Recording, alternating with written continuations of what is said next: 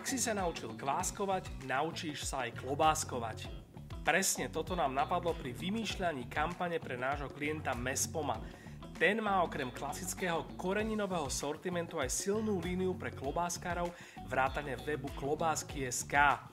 A keďže sa blížila sezóna, Mespoma prišla s myšlienkou spropagovať sortiment na výrobu domácich klobások medzi svojou tradičnou cieľovkou. Nám ale napadlo, čo keby sme naučili klobáskovať aj mestských ľudí? Mespome sme vymysleli kampaň Klobáskovanie is the new kváskovanie, ktorá okrem skúsených domácich klobáskarov oslovuje aj nové publikum.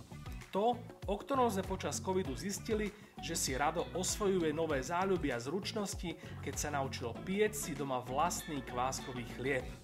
Vytvorili sme kampaň, ktorá zábavným spôsobom približuje výrobu domácich klobások a aby sme ukázali, že je to naozaj ľahké, obsadili sme do nej nášho creative directora, ktorého poznáte ako foodblogera Choeho. Ten si ich výrobu vyskúšal prvýkrát práve na záberoch, ktoré sledujete, čím dokázal, že klobáskovanie zvládne u seba doma naozaj úplne každý.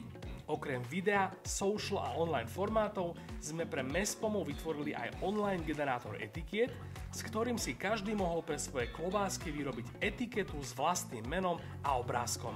Toto sa nám páči na práci v reklame najviac.